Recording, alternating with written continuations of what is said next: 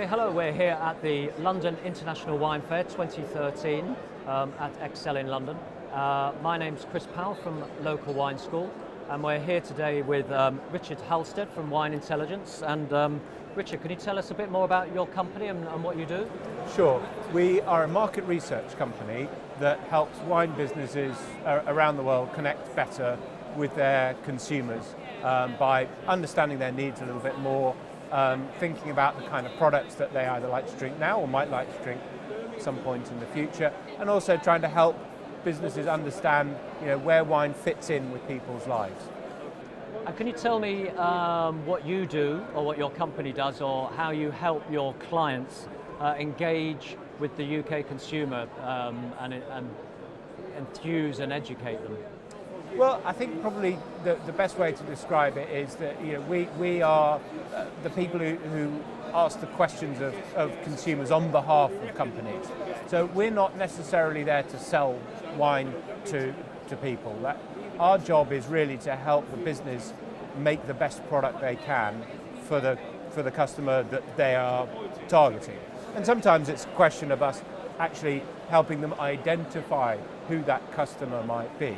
But once that's done, it's really about how we make the connection with them.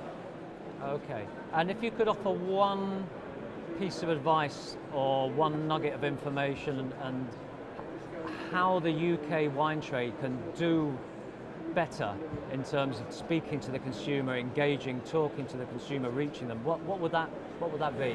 Does it have to be just one, Chris? I can think of several.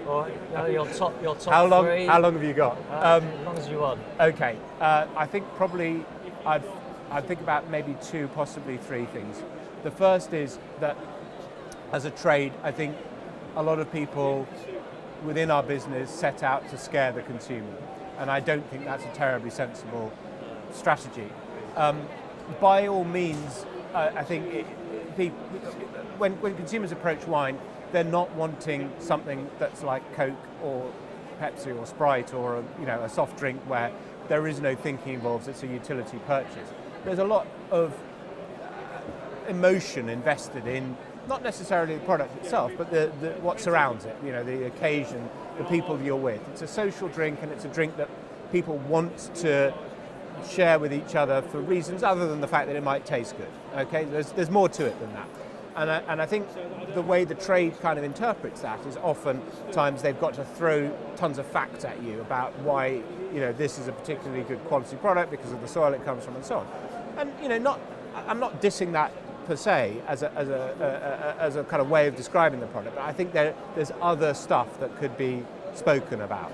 So I think that's one problem. I think the other is this sort of almost lackadaisical attitude to what one might describe as the digital conversation.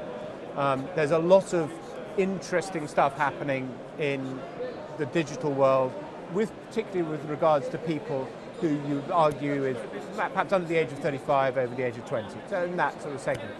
And I just don't think wine's a particularly strong bit of it at the moment.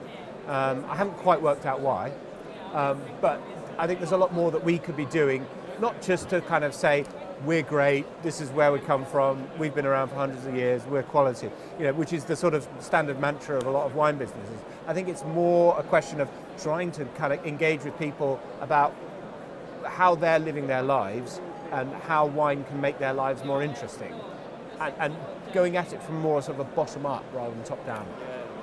There are plenty of others, but I know you're probably going to run out of tape. That's great. Well, thanks very much, Richard. That's perfect. Pleasure, Chris. Take care.